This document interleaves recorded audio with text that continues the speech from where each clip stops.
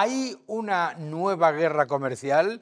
Hemos recibido noticias por todos los lados que Trump lanza una nueva amenaza de aranceles contra China. Y China responde que quiere más diálogo, pero a la vez, ¿qué es lo que ha ocurrido? Esto es lo que no te han explicado en muchos medios de comunicación.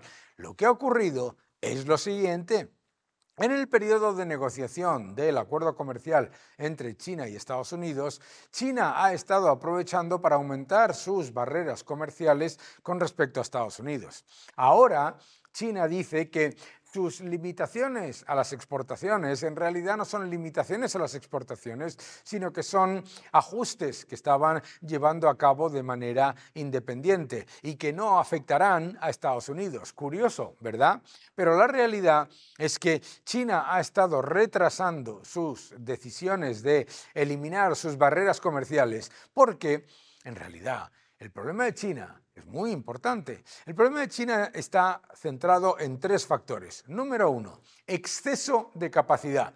La economía china simplemente no puede subsistir sin un aumento de las exportaciones porque no puede funcionar simplemente con una demanda interna que no termina de funcionar. Número dos, un problema de endeudamiento. Un montón de gente te habrá dicho que China está reduciendo su exposición a deuda de Estados Unidos, pero la deuda en dólares de las empresas chinas y de China en general está aumentando. Número 3, muy importante, un problema de capital circulante. Es decir, si las empresas exportadoras chinas no venden a Estados Unidos, se encuentran con un gigantesco problema de capital circulante que les puede llevar a tener problemas financieros significativos. Por lo tanto, el gobierno chino está intentando hacer todo lo posible por llegar a un acuerdo comercial en el que mantenga todas sus barreras comerciales al menos lo más intactas posibles. Eso no lo acepta la administración Trump y amenaza con mayores aranceles. Los mercados lo han entendido perfectamente, por eso la reacción a lo largo del fin de semana ha sido de un aumento de presión compradora en el mercado de futuros. De momento, esto, por supuesto, es un proceso de negociación que nadie espere que sea otra cosa. Nos vemos ahora mismo.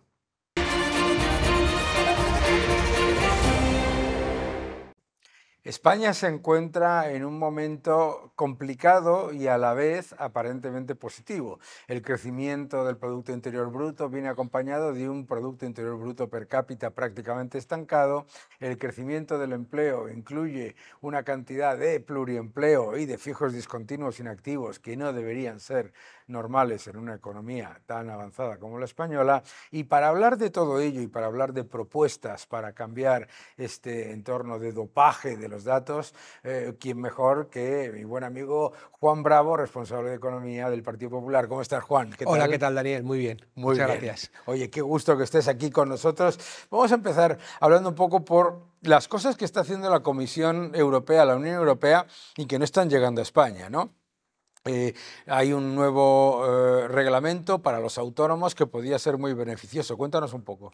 Bueno, es el régimen de franquicia que permite que aquellos empresarios autónomos que hasta 85.000 euros llegue su facturación puedan no tener que repercutir IVA y también no tener que presentar declaraciones. Tú fíjate qué ahorro económico y ahorro de tiempo y de tramitación. Bueno, claro. Y sin embargo, desde el 1 de enero ya tenía que estar aplicado en España y este gobierno no hace más que dar largas. Es decir, todo aquello que puede beneficiar a un emprendedor, a un autónomo, a un trabajador, se lo cercenan y les quitan las posibilidades. Y eso es lo que está pasando. Es increíble que este gobierno, que está contando con ingresos fiscales récord después de haber subido los impuestos, lucrado con la inflación, etcétera, los datos de déficit sigan siendo elevadísimos. El déficit se está moviendo alrededor de los 29.000 millones y probablemente cierre el año exactamente. Van a hacer ahí todo tipo de cábalas.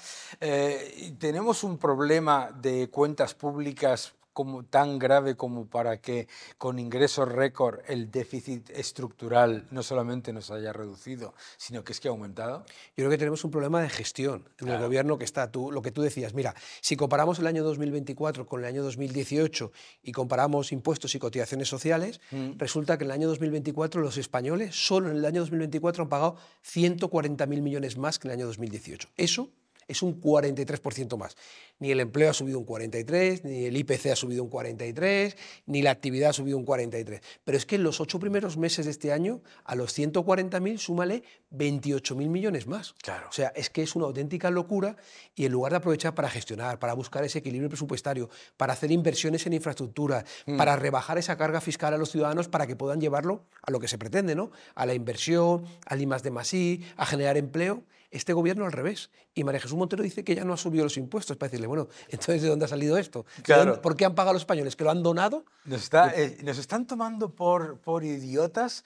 ¿Cómo puede una ministra de Hacienda decir, es mentira que se han subido? Es que lo vi el clip del Congreso. Es mentira que se hayan subido los impuestos y encuéntreme la ley en la que se hizo. ¿Cómo que la ley? Las leyes. Claro. Cada vez que puede. Claro. Solamente en diciembre, mira, en diciembre hubo una norma que llevaron que significó más de 10.000 millones en impuestos. La gente no lo sabe, pero en esa norma, Daniel, el presidente de la comisión, como no conseguía los votos favorables del PNV y tal, y de Esquerra Junts, se desapareció de la comisión. Votamos a las 2 de la mañana. Tuvo secuestrada la comisión 4 horas y media porque se fue, desapareció y nadie sabíamos dónde estaba. O sea, fíjate qué capacidad de hacer lo imposible para subir los impuestos a los españoles. Y qué poca capacidad para hacer lo que sería la franquicia de IVA que hemos hablado, el dinero para la ELA de las personas que están diciendo, políticas de vivienda, o sea, Claro. qué facilidad para subir impuestos y son capaces de hacer cualquier cosa y no para ayudar a la gente, ¿no? Eso es lo que te hace ver qué tipo de gobierno tenemos, ¿no? Yo siempre digo que las características principales del sanchismo a nivel económico han sido disparar el gasto clientelar, el gasto que no tiene absolutamente nada que ver con los servicios públicos, las infraestructuras, etcétera, y disparar los impuestos. Ahora, claro, con una recaudación que está dopada por la inflación, dopada por esa entrada de fondos extranjeros, de fondos de la Unión Europea, etcétera, eso está sumando como unos ingresos que no están. ¿Qué teme el Partido Popular? Si viniesen unas elecciones y según las encuestas pues gana las elecciones y se encuentre con que los ingresos no son los que han sido y los gastos son más de los que han sido. Pues como tú dices, esa realidad que nos vamos a encontrar es la que tenemos que trabajar desde el día 1 para revertir. Ya. Entonces, en los impuestos, la clave no es exigirle más a los que ya están, Claro. sino conseguir ampliar las bases imponibles, incorporando más gente, porque a la gente le vaya mejor, porque haya más autónomos, porque Claro. emprendan más, porque tengan mejores sueldos, y para eso hay que trabajar. Y por otro lado, claro, a mí me dicen a veces, hay que reducir el gasto político. Digo, no, reducir no, eliminar el Claro, gasto político claro. superfluo, porque si no, estás consolidando lo que han hecho. Es decir, tener 22 ministerios, perder más de 1.000 millones en correos, utilizar 2.300 millones para invertir para invadir Telefónica. Es decir, ese tipo de gastos hay que eliminarlos de raíz. Todo Claro. ese, como tú dices, dinero clientelar que han utilizado para su propio interés, para tener gente subvencionada. Fíjate que presumen de las 2,4 millones de personas que dependen del ingreso mínimo vital. Sí. Cuando el ingreso mínimo vital es un instrumento para acompañar a esas personas hasta que encuentran un empleo. Sí. Y el objetivo sería que cada día hubiese menos gente, Claro. no más gente, pero claro, tienen 2,4 en el ingreso mínimo vital, 2 millones en el salario mínimo interprofesional y se alegran. Claro. Pues el salario mínimo debía ser residual también. Claro. Y se alegran. 2 millones que cobran una prestación por desempleo. Entonces tienen casi 6,5 millones de personas ahí Claro. que dependen de una decisión del gobierno. Y eso a cualquier gobierno le debería preocupar. Claro. Y ellos presumen. Entonces yo creo que ese es el trabajo que tenemos que hacer. Hay que ayudar a los que trabajan, a los que emprenden, con una rebaja de la carga fiscal. Hay que ajustar el gasto, pero como hace cualquier persona, Claro. eliminando Claro. todo aquello que no aporta. Oye, tú te das cuenta que te están cobrando un recibo de algo que tú ni siquiera estás disfrutando y tú no le dices, oiga, como me cobra 10 euros solo, bájemelo a 8. Claro. No, tú dices, oiga, que ese servicio yo no lo utilizo, quíteme los 10 euros. Claro. Hay que eliminar todo aquello que es gasto político superfluo y hay que poner los recursos donde realmente aporta. Estamos dejando de hacer infraestructuras, no se está apostando por la vivienda con la necesidad que supone, es decir, no estamos apostando por el I+D de verdad. Entonces dices, oye, entonces, ¿qué estás haciendo? Claro, porque es que eso, con 180.000 millones más que este gobierno tenga las infraestructuras. Estamos ahora con noticias de que estamos en una situación con la red eléctrica al borde de otro gran apagón. Los trenes no funcionan. España, que tenía como, al menos como uno de los grandes elementos de orgullo, unas infraestructuras que funcionaban estupendamente, ahí se ha dejado de invertir de manera muy alarmante. Y luego hablabas tú del tema de la vivienda. Este gobierno, yo no sé cuántas veces he escuchado en el número de elecciones en las que Sánchez se ha presentado cada vez prometiendo una cantidad mayor, ¿no? 180.000, 240.000, 250.000.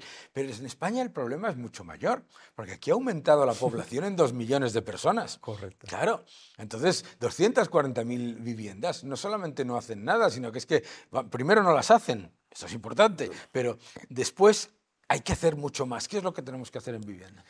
Primero el análisis, como tú has dicho. Oye, el Banco de España, escriba, ¿vale? Para que no sea dudoso.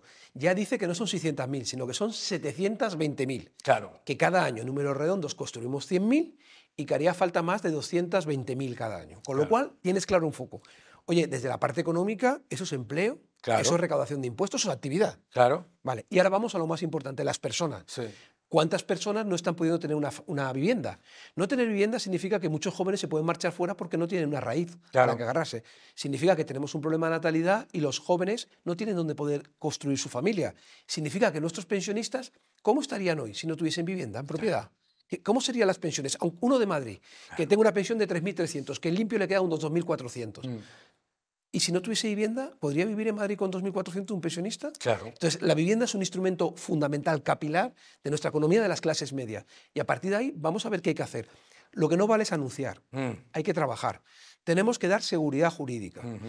La ley antiocupación que hemos planteado y que nos tienen bloqueada para desocupar a alguien que ocupa tu casa, porque hay que defender la propiedad privada en 24 o 48 horas, no más. Claro. Eso ha significado, esa inseguridad, que 120.000 viviendas hayan desaparecido del mercado.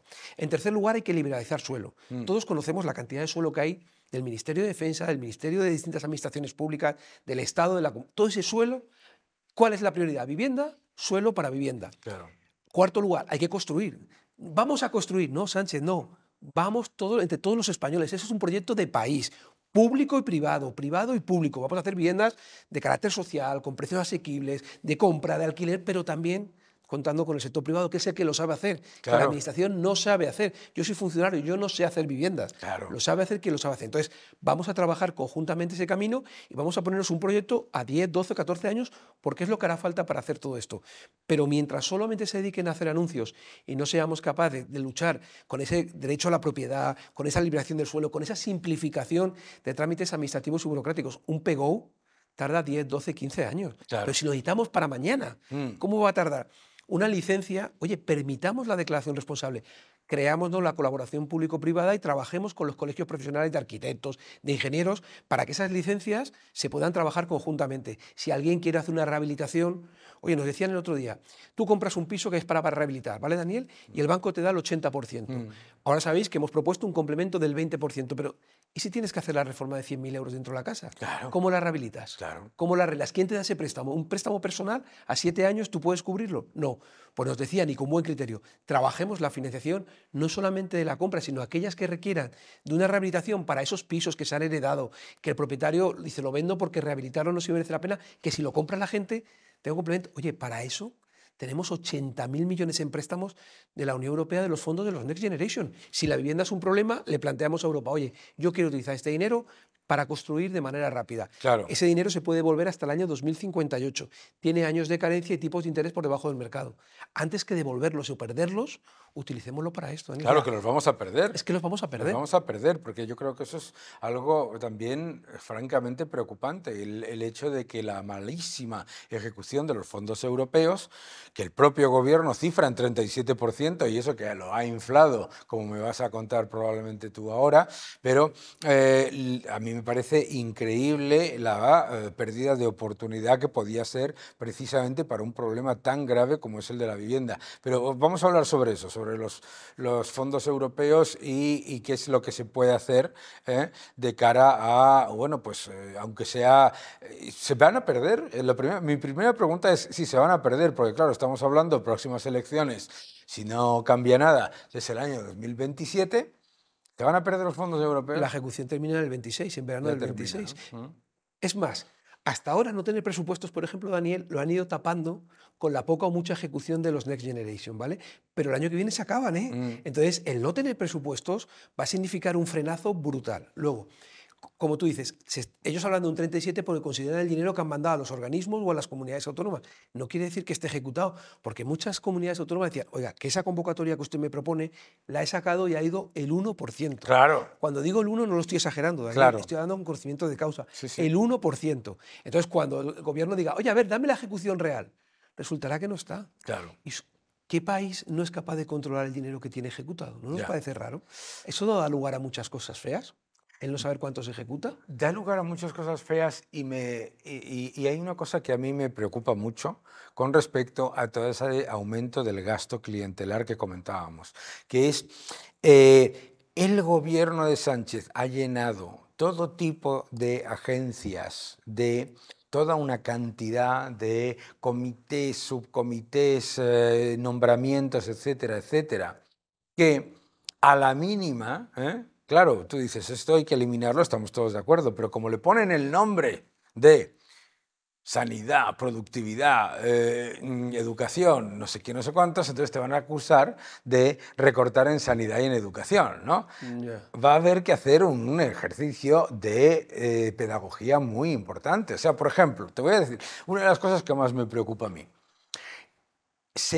a través del Ministerio de Transición Ecológica, se ha creado toda una estructura cuyo objetivo dudoso, por lo menos sospechoso, es que ante cualquier problema de una catástrofe climatológica, lo que sea, etcétera, siempre puede escorar la acción hacia lo que le interese, hacia el gobierno o hacia no el gobierno, hacia ayudar o hacia entorpecer, hacia retrasar o eso. Y también a echar la culpa. A mí eso me preocupa muchísimo. Para que os caiga, para que en el momento, eso pasó en Argentina y está pasando en Chile, en el momento en el que aparezca el nuevo gobierno, lo único que tiene que hacer es la misma gente, con los mismos protocolos, decir la culpa es tuya. Ya lo dijo Pablo Iglesias y Errejón, ¿no? Oye, preparemos esto para cuando no gobernemos, que Eso los es. nuestros estén bien colocados, Claro, ¿no? claro. Pero fíjate. Gobernar cuando no gobernemos. Claro. Pero eso lo ha hecho el gobierno en estos 7 años y medio que lleva.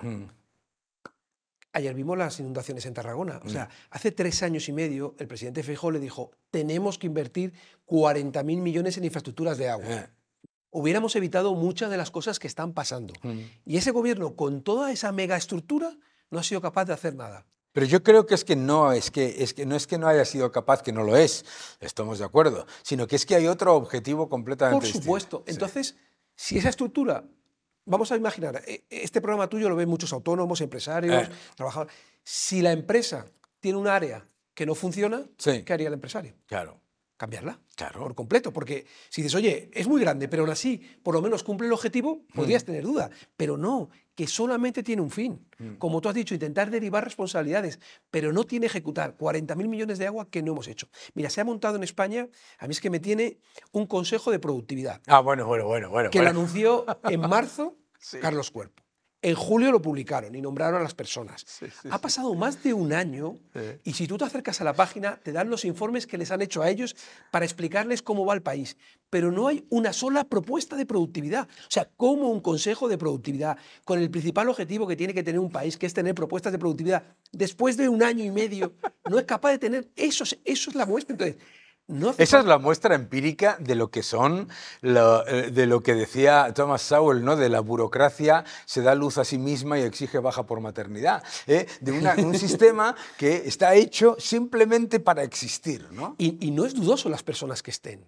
No, es una el cuestión. sistema que ha creado el propio gobierno. Fíjate, los tienen sin presupuesto.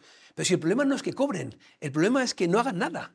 El problema es que no tome una sola respuesta. El español no le parece mal que la gente por trabajar cobre, al revés. Claro. Lo que le parece mal es que se monten estructuras en las que hay gente que cobra, en las que hay gente que chupa del sistema y no dan respuesta. Claro. Ese es un ejemplo. O los fondos europeos, como decías, oye, nos hace falta infraestructuras de agua. el sistema energético, queremos industria, industria, vale, pero hay que llevarle energía y agua. Y no has hecho las infraestructuras. Se ha caído el sistema de luz en este país como nunca se había conocido y nos dicen que puede volver a pasar. Te piden infraestructuras para desarrollar. La inteligencia artificial requiere de eso y no eres capaz de cubrirlo. Claro. Dices, oye, ¿y los trenes? Tampoco. Se paran los trenes. No has terminado el corredor del Mediterráneo. Hay una alternativa que es el corredor atlántico que están reivindicando para estructurar bien España y terminar de dotarla. Tampoco.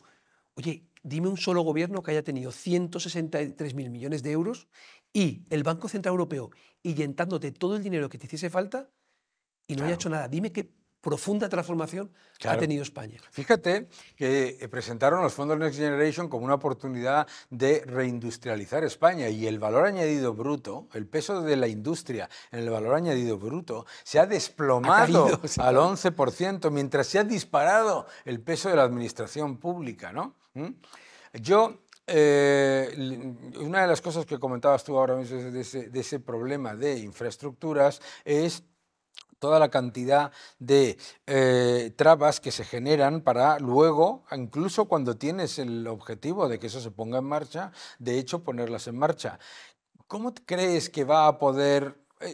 Es evidente que yo creo que tal y como están las encuestas y todo eso, que el que gobierne las próximas, tras las próximas elecciones, que es, según todas las encuestas, el Partido Popular, no va a tener una mayoría absoluta, ¿de acuerdo? ¿Cómo se pueden llegar? ¿Tú crees que se van a poder llegar a acuerdos para eliminar, como decías tú, el gasto inútil y clientelar? No pasarle la carga al contribuyente del agujero fiscal que todo el mundo teme que vais a tener que publicar y a la vez llevar a cabo una inversión potente en infraestructuras en vivienda. Hombre, yo creo que lo primero, y tú lo has dicho, es esa auditoría para contarle la verdad a los españoles, porque llevamos mucho tiempo con datos dopados. Vemos datos dopados con los fijos discontinuos, con el pluriempleo, con el INE, que hacen siempre revisiones al alza sin criterios transparentes, que la propia AIREF no es capaz de explicar de dónde vienen, que los ciudadanos, los economistas encuentran situaciones raras. En el ingreso mínimo vital tampoco somos capaces de saber exactamente lo que está pasando. Lo primero es contar a los españoles dónde estamos, cuál es la situación real. Y a partir de ahí hay que empezar a construir y hay que empezar a hacer propuestas. Cuando alguien dice, oiga, ¿pero ustedes van a bajar los impuestos? Sí, ¿pero por qué? Andalucía. Porque eso, si lo hacemos bien y lo estudiamos bien, nos va a permitir recuperar. Lo que no podemos es que la gente, la clase media, siga perdiendo poder adquisitivo. Es decir, si la cesta de la compra ha subido un 40% y el IPC ha subido un 22%, los sueldos no han subido un 22%. Sin embargo, la carga tributaria sí que ha subido por encima de la que tenía, con lo cual han perdido. Por lo menos permitamos que los españoles mantengan ese poder adquisitivo. Lo aspiracional debe ser que mejoren. Que lo mejoren, claro. Pero de momento, con que no sigan perdiendo, fíjate lo que estaríamos planteando. Tenemos problemas de natalidad, apostemos por los jóvenes para que puedan tener hijos, para que tengan una ayuda y que no sea una carga. Si hablamos del impuesto a sociedades, oye, hemos hablado de inversiones. ¿Qué elementos tenemos que hacer para la inversión? Libertad de amortización, deducción por reinversión, es decir, oye, la gente dice, pero ¿estás renunciando? Digo, no, no estás renunciando. Si tú el 1.000.000 de euros que has ganado lo vas a reinvertir, es verdad que puedo dejar de cobrar el 25% del impuesto a sociedades, 250.000. Pero es que cuando lo inviertas vas a pagar IVA, retenciones, impuestos a sociedades, impuesto a la renta. Es decir, lo que estoy es difiriendo un poco el tiempo de la llegada, ¿sabes?, de ese recurso, pero no. Y además no es más, vas a recaudar más después, claro. Totalmente. Entonces, lo que estás es retrasando un poquito, pero para generar. Entonces, nosotros en ese proyecto, eso es la fiscalidad. En segundo lugar, dices, hay que reducir. Es que no, o sea, nadie en su casa, ningún español gasta, nadie paga una suscripción de una revista que jamás le llega a su casa. Nadie paga una suscripción de un canal de televisión que no puede ver en su casa. ¿Qué hace? Lo elimina. Hagamos lo mismo, ¿no? Y seamos cuidadosos con el dinero público. En tercer lugar, la reducción y simplificación de trabas administrativas y burocráticas. Oye, si la inteligencia artificial está claro que es el futuro, ¿cómo puede ser que nosotros hayamos contratado 500.000 más de empleados públicos? ¿Por qué no somos capaces de adaptarnos a esa necesidad? ¿O por qué no somos capaces de reducir las cargas? El otro día me decía una empresa de transportes que le estaban comprobando si pagaba el periodo medio de pago. Decía, llevo aquí un mes bloqueado 3 personas. Dice, cuando eso se lo suministro a la agencia tributaria a través del suministro inmediato de información, es 2 veces lo mismo. Cortémoslo de raíz, centrémonos. Los fondos europeos, se acabarán los NECs, pero nos queda el marco 21-27 y vendrá el 28-33. trabajemos de verdad, o sea, que Europa vea que en España se aprovechan esos fondos. Quinto lugar, la productividad, Daniel. Sí, O sea, ¿y la productividad qué es? La productividad es que ese Consejo de Productividad informe rápido y dé propuestas rápido. Productividad, como nos dice el Banco de España, es que casemos los 3,2 millones de desempleados que hay con el millón de puestos de trabajo que no se cubren. claro. Productividad o mejorar es que los 5.000 millones que utilizamos en políticas activas de empleo sirvan para generar el Claro. CP, Daniel, el Servicio de Empleo, solo coloca el 1% de los contratos que se hacen en España. Eso lo dice la IREF, Ya, ya. el 1%. Que yo nunca he visto a nadie que vaya al SEPE a Principalmente buscar trabajo. las administraciones, que son las que nos obligan, son las que vamos allí. Entonces, ¿habrá que cambiarlo? Cambiémoslo. La formación. Hablamos mucho de la formación profesional dual, de las carreras, la necesidad de adaptar la universidad, los grados a la realidad del empleo. Casémoslo de verdad, sentémonos a trabajar las universidades, la formación profesional, las empresas y decidamos qué empleo hace falta para hoy, qué empleo hace falta para dentro de 5 años, para dentro de 10, incluso pensemos qué empleo puede hacer falta para los que empiezan a estudiar hoy con 3 añitos, dentro de 20. Ese es el trabajo y las infraestructuras, porque si nosotros hacemos llegar la energía y el agua, facilitaremos industria. Claro. Si ponemos mejores comunicaciones con los trenes y no se paran, nos dará igual que toda la presión no tenga que ser para Madrid en la vivienda, Claro. porque me dará igual vivir a 50 kilómetros, porque con el AVE llegará en 15 minutos o 20 minutos, con lo cual no me preocupará. Claro. Esas infraestructuras me conectarán. La gente no tendrá, hoy con el mapa concesional, con la ley que se aprobó de movilidad el otro día, un montón de pueblos los dejan sin autobús. O sea, justo lo contrario. Estamos diciendo a la gente, márchate a vivir a los pueblos, no saturemos tanto, puedes vivir en mejores condiciones, pero no te voy a comunicar, Claro. no vas a tener internet.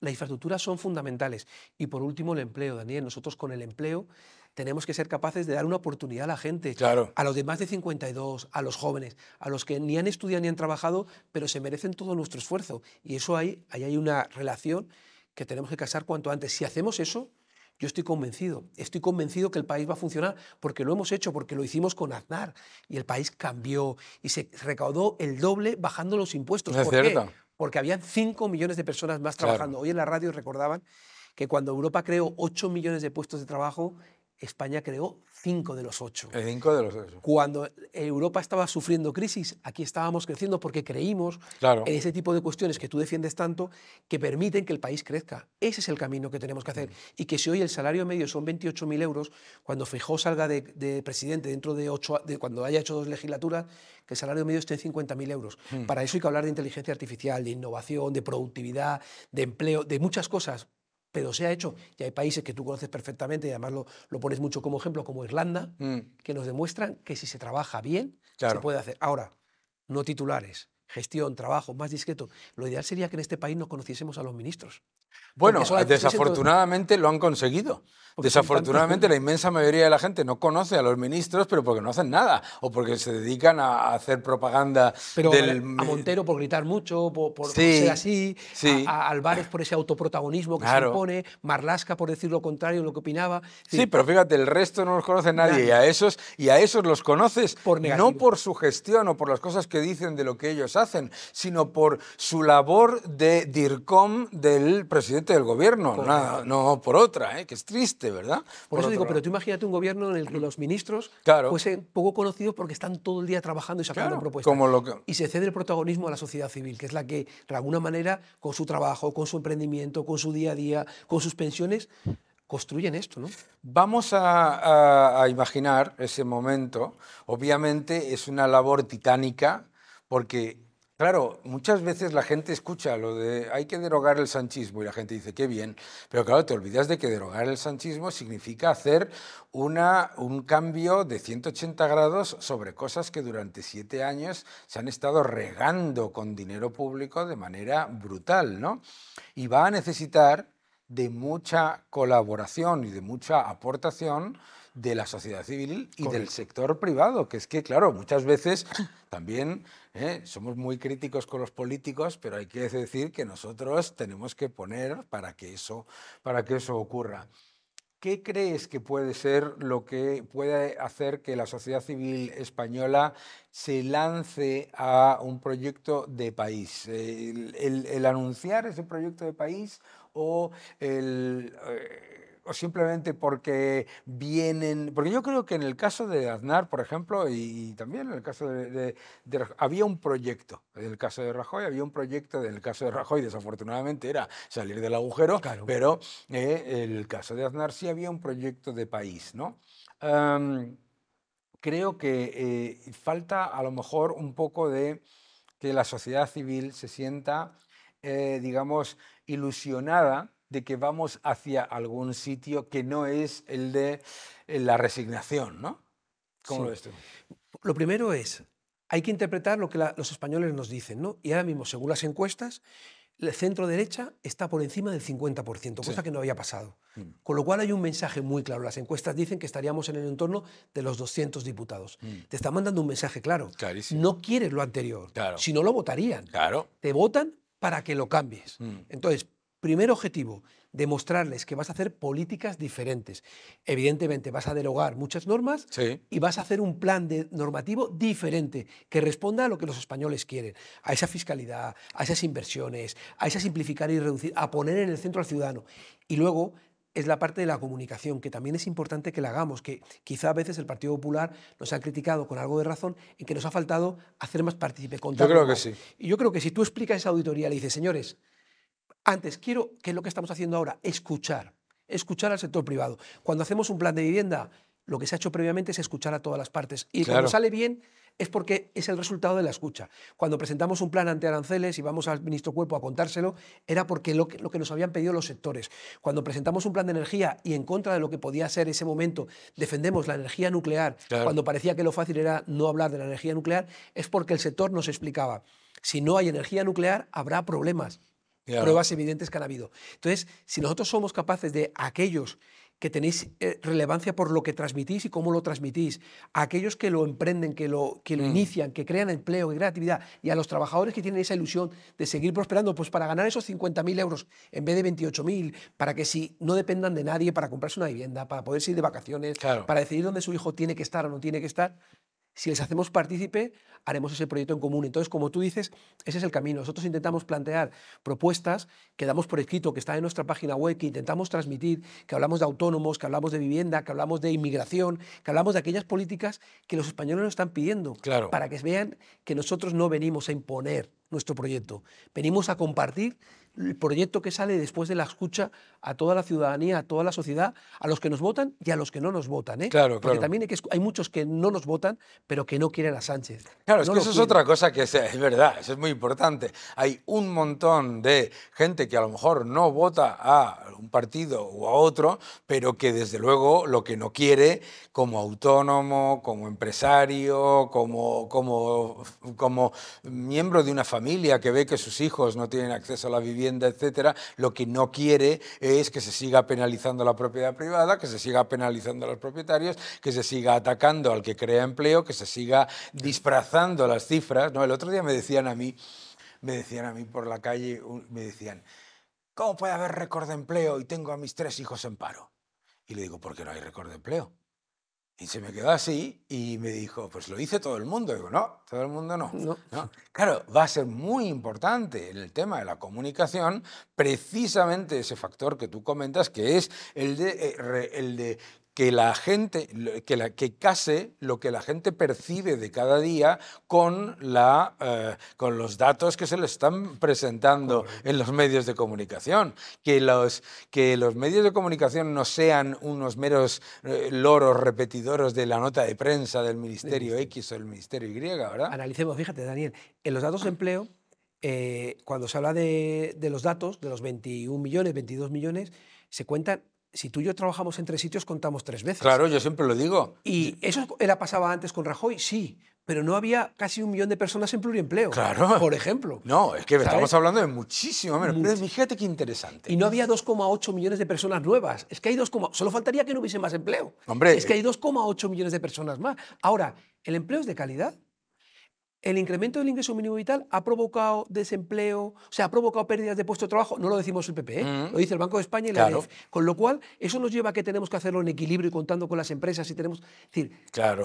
está todo manipulado dopado para intentar taparlo. Claro, porque piénsalo, si hubiese récord de empleo, la tasa de actividad no estaría estancada. Correcto. Si hubiese récord de empleo, el salario medio real neto no habría bajado. Correcto. Si hubiese récord de empleo, no tendríamos la productividad estancada. Si hubiese el crecimiento de la productividad de empleo, o sea, todos esos factores te llevan a darte cuenta de que hay una serie de utilizaciones de subterfugios estadísticos que lo que llevan es a eso. Fíjate qué interesante. Yo lo saco de vez en cuando. Yo tengo unos informes del año 2017, 16 y 17 de comisiones obreras y de UGT que decían lo siguiente: la afiliación está dopada por pluriempleo y los fijos discontinuos son precariedad y paro escondido. Pues... Hoy, silencio absoluto, pero eso cuando había 12.000 fijos discontinuos. Claro, claro. 12.000, no 800.000, y cuando había mucho menos de la mitad del prácticamente millón de pluriempleos que salen de todo eso. Y lo que tú dices, que ellos dicen, no, hay 21,7 millones de afiliados. No. Son afiliaciones. Afiliaciones. Yo salgo 3 veces ahí, claro. En esa cifra, efectivamente. Por resumir, ¿no? Imagínate que es el primer día, tú hablas, auditoría de las cuentas públicas y de la situación económica del país. Una auditoría lleva su tiempo. Bueno, mira, en Andalucía lo hicimos en 90 días, ¿eh? Eso es muy importante para la gente que nos está viendo. En Porque 90 dice, días a ver si vamos a pasarnos 5 meses esperando una auditoría. En 90 muy días importante. Fuimos capaces de contar a los andaluces qué pasaba en los entes públicos, cuánta gente había, qué situación había, si era interesante o no. Sí. Acompañado por, fíjate cómo lo hicimos, por la intervención de la propia Junta de Andalucía, es decir, los propios empleados públicos, y por consultoras externas, para no cargar todo el trabajo sobre... Y de alguna manera cruzar, para que se viese que si llegaban a la misma conclusión, era blanco y en botella. Claro. Y eso permitió corregir muchísimas cosas. Pues eso es muy importante, porque mucha gente cuando escucha dice, a ver si nos vamos a pasar 6 meses más y luego, entre que esperas a la auditoría, etcétera, porque va a haber que hacer muchas cosas a la vez, ¿no? Sí, es que, vamos a ver, nosotros en lo que estamos trabajando ahora, lo que nos pide el presidente Feijóo es tener preparado cuestiones por si mañana hubiese gobierno. Es decir, si mañana hay elecciones, sale el presidente Feijóo y el jueves hay un Consejo de Ministros, hoy, el jueves ese, ya habría normas llevadas al Consejo de Ministros. Ya hay cosas que están en Génova redactadas de cómo tienen que ser. ¿Se puede hay derogar? 31 leyes en el Senado bloqueadas, propuestas de Feijóo que están bloqueadas, que mañana podían ser leyes. Desde antiocupación, ayuda al sector agrario, es decir, infinidad de temas para eso. ¿Y se pueden derogar leyes como la de la vivienda, leyes como la de la amnistía, etcétera, en el primer Consejo de Ministros? Pero planteemos la vivienda. La ley de vivienda, pero no es derogar porque la haya hecho Sánchez. No. Es porque es mala. Es porque es mala. Porque ha sacado 120.000 viviendas del mercado. Porque en las zonas tensionadas se ha acreditado Cataluña, País Vasco, que va peor. Claro. Fíjate, en la oferta ha caído un 17%. Los precios han disparado por encima del 40%. O sea, fatal. Fíjate, en La Coruña, los compañeros del PP, ante la presión de la alcaldesa, dijeron, venga, vamos a confiar, pero si no sale bien, rectifiquemos. Lo han hecho. Es un caos. Claro. Es un caos. O sea, para que vea que esto no es sectarismo. Es que no funciona. Es que no ha funcionado en Berlín, no ha funcionado en Nueva York, no ha funcionado en ningún sitio. No funciona en ningún sitio. Si la ley de vivienda que han hecho no funciona, cualquier ciudadano, si toma una decisión en su casa y no funciona, ¿qué haría? La cambiaría. Claro. Una empresa la cambiaría. Pues nosotros tenemos que cambiarla. Y para eso, la suerte que tienen los españoles es que ya tenemos hecha, presentada en el Senado, una ley del suelo, una ley antiocupación y un decálogo de cómo tendríamos que actuar. Tenemos hasta un listado así, que yo, si alguno quiere que me escriba por redes y se lo mando, o sea, le mando la carátula para que vea que existe, así, de todo el suelo que ahora mismo se podría poner en actividad. Claro. Eso es trabajar. Entonces nosotros estamos preparados para que el día ese 1, venga, sentémonos, sabemos lo que tenemos que hacer con la ley de suelo, sabemos qué tenemos que hacer con la ley de vivienda, que es quitarla para quitar las zonas tensionadas y volver a devolver, o sea, volver a reintegrar esas viviendas, sabemos lo que tenemos que hacer con la ley antiocupas y sabemos dónde hay suelo para empezar. Y a partir de ahí sentarnos todos juntos, como ya hemos hecho, decir, empiécese, y toda la legislación que nos están pidiendo los ayuntamientos para que puedan ir rápido, hacer una ley marco que le permita al ayuntamiento que solamente con una aprobación en el Pleno sea de aplicación directa esa ley, sin imponerla. Es lo que nos han pedido, esa ley que piden ellos, simplemente con una votación, al día siguiente el ayuntamiento la está aplicando. Fíjate, eso es lo que tenemos preparado para intentar. El primer día va a ser muy intenso de trabajo, eso está claro. Pero al final lo que soluciona los problemas de una economía no es maquillar las cifras, sino trabajar para que la gente tenga mejores salarios reales netos, para que la productividad crezca y para que las empresas inviertan. Muchísimas gracias, Juan. Un Muchísimas gustazo. gracias, Dani, como siempre está contigo. Muy buenas, Daniel. Hoy para Money and Markets lo que quiero contar es un poco, dar datos exactamente sobre la controversia que se ha provocado por parte de Donald Trump de si deberían de expulsarnos de la OTAN. Y voy a demostrar que tiene toda la razón para criticar a España con respecto a lo que está pasando en nuestro país en el tema objetivo de los datos económicos con respecto a lo que estamos haciendo con la OTAN. Vamos a ver. Nuestro compromiso firmado a finales de junio fue llegar al 2,5% del Producto Interior Bruto. Esto supone que deberíamos dedicarle al tema de defensa 41.000 millones de euros de acuerdo al PIB nominal que ha retocado nuestra querida amiga Elena Manzanera. Bien. Terminamos el año pasado con 13.000 y pico millones de euros, que fue el gasto del Ministerio de Defensa. Nacemos este año con 13.000, exactamente con 13.694 millones de euros de créditos aprobados para empezar el ejercicio del año 2025. Desde entonces, y de acuerdo a lo que ha ido pasando en los consejos de ministros, hemos subido ya ese crédito definitivo a 19.061 millones de euros. 19.000 millones de euros. Esta cifra, ojo, supone un 1,14% del PIB nominal. Es decir, suponiendo que nos la gastásemos completa, habríamos dedicado un esfuerzo económico igual al 1,14% del PIB. La realidad es que al día 31 de agosto solo hemos gastado, tenemos créditos aprobados y por lo tanto ya concedidos por 5.367 millones de euros. En total, escasamente el 43% del objetivo que hemos aprobado, que el Gobierno ha aprobado para este año en los diferentes consejos de ministros, que esto supone que a día 31 de agosto llevamos el 0,34% del PIB. Tiene razón, Trump, por supuesto que la tiene. Es que ni de coña vamos a llegar a los 41.000 millones, pero es que tampoco vamos a llegar a los 35.000 millones, que sería el 2,1% del PIB, porque para llegar a los 35.000 millones, a los 19.000 millones que hay actualmente, que tenemos aprobados en el Consejo de Ministros, le faltarían 16.000 millones. ¿Tú te crees? ¿Alguien se cree que le vamos a dedicar 16.000 millones más? Y aunque lo presupuestásemos, ¿alguien se cree que lo podríamos ejecutar en los meses que quedan? Es imposible, es completamente imposible.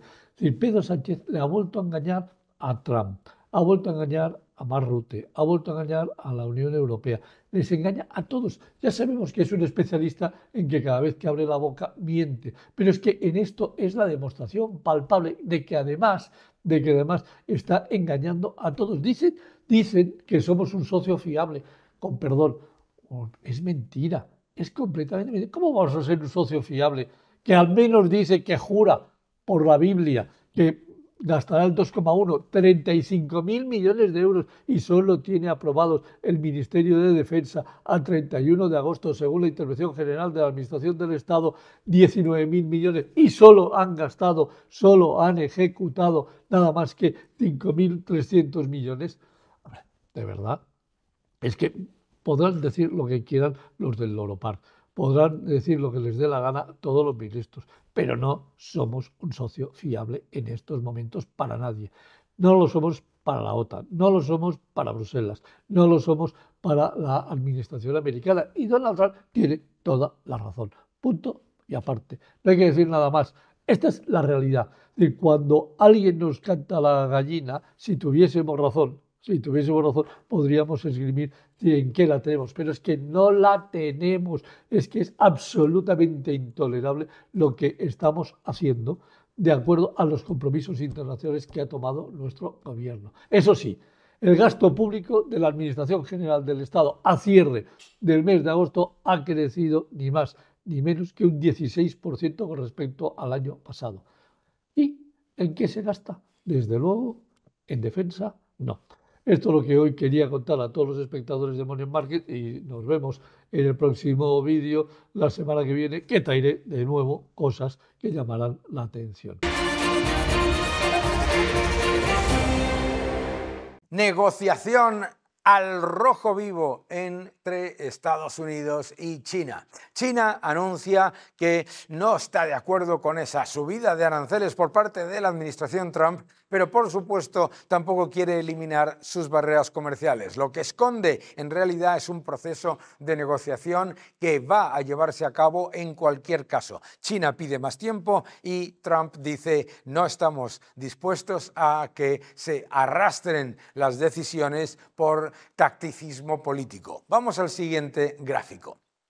En el gráfico lo que podéis ver es cuál sería el nivel de aranceles a China si se pone lo que se ha anunciado el viernes por parte del presidente Trump. Obviamente estamos en un proceso de negociación, pero la evidencia al día de hoy es que las empresas chinas han absorbido los aranceles y que si no se reducen las barreras comerciales de China, se volverá a poner un proceso de aranceles porque ese es el objetivo. El objetivo es equilibrar la balanza y eliminar las barreras comerciales de China, que es uno de los 10 países con más barreras al comercio del mundo. Vamos al siguiente gráfico. Uno de los factores importantes a la hora de entender por qué China tiene que negociar es la enorme dificultad que tiene para generar crecimiento de la demanda interna. El Producto Interior Bruto está creciendo, pero el crédito a las familias, a las empresas, está cayendo y lo que es más importante, también hay riesgo de deflación por ese enorme problema de poder acudir a la demanda interna que simplemente no tira. Vamos al siguiente gráfico. Es muy importante acordarse también del riesgo que corre China de copiar lo que hizo Japón. ¿Qué es lo que hizo Japón? Lo que hizo Japón fue intentar disfrazar sus desequilibrios estructurales con mayor gasto público, mayor deuda y mayor peso del sector público. La realidad, no solamente ahora tiene Japón un problema de estancamiento, sino que tiene un problema de inflación y también un problema de falta de demanda de los bonos soberanos. Ojo que Japón es una lección para China que de momento está evitando eso que llaman estímulos públicos, pero que como caiga podría pasarle lo mismo que a su competidor del este. Vamos al siguiente gráfico. Aquí lo podéis ver muy claro con el tema de Japón. La rentabilidad exigida al bono soberano se ha disparado mientras la moneda se hunde la moneda. Esa es la evidencia empírica de un país cuyos desequilibrios fiscales y monetarios son absolutamente gigantes. Vamos al siguiente gráfico. Aquí, por lo que podéis ver, es cómo la inflación en lo que es la economía de Japón no solamente no se ha reducido, sino que se mantiene de manera significativa. Ahora, lo que me hace gracia es ver estos gráficos, cortesía de Bloomberg, en los que te dividen cuánto de la inflación viene de demanda, cuánto viene de oferta y cuánto viene de política monetaria. Todo viene de la política monetaria, obviamente. No existe ni la inflación de costes, ni la inflación de demanda, ni la inflación de oferta. La inflación, que es la pérdida del poder adquisitivo de la moneda y con ello, como consecuencia, la subida generalizada de los precios, solamente es un efecto monetario por el exceso del sector público. Vamos al siguiente gráfico. Mientras tanto, esa inflación en Japón no solamente no se está reduciendo, sino que se espera que se acelere. Peligrosísimo esto que estamos viendo, porque la destrucción del poder adquisitivo de la moneda está empobreciendo a los japoneses, y la nueva primer ministro lo que pide es todavía más exceso monetario y exceso público. Vamos al siguiente gráfico. Además, tenemos que recordar que todos esos excesos públicos nos llevan a lo que ha ocurrido en Francia. ¿Qué es lo que ha ocurrido en Francia? Crisis de deuda. La próxima vez que pidas más gobierno, más gasto público y más impuestos, mira lo que pasa. Lo que pasa es que incluso si se lleva a cabo la reforma de las pensiones que se ha anunciado, el sistema de pensiones de Francia es enormemente deficitario. Pero si no se lleva a cabo, es una auténtica ruina. Susto o muerte. El problema de Francia, muy parecido al de Japón. Cuidado cómo China siga el camino del keynesianismo francés o japonés. Vamos al siguiente gráfico. En este gráfico lo que podemos ver es cómo la inflación en Estados Unidos se está moderando, mientras tanto. ¿Gracias a qué? A la reducción del gasto público. Si es que al final es bastante sencillo. Entonces, todavía hay mucho que hacer y mucho que mejorar, pero la inflación en Estados Unidos está mejorando según este gráfico de Bloomberg Economics. Vamos al siguiente gráfico. Y por supuesto, como no hay datos oficiales, si miramos las expectativas y los datos que publica esta página web que se llama Trueflation, nos muestra que la inflación en Estados Unidos está en el 2,2% y además bajando. Importante, ¿verdad? Vamos al siguiente gráfico, porque otro factor relevante para Estados Unidos es el crecimiento, un crecimiento estimado para el tercer trimestre anualizado del 3,8%. Crecimiento del 3,8% e inflación que está en el 2,2%, inflación controlada, crecimiento robusto con menor gasto público y menor empleo público. Eso es lo que debería hacer Japón, Francia y China, y desafortunadamente no están haciendo. Es el principio de la solución de la economía de Estados Unidos. Hay que hacer mucho más. Seguid defendiendo la libertad.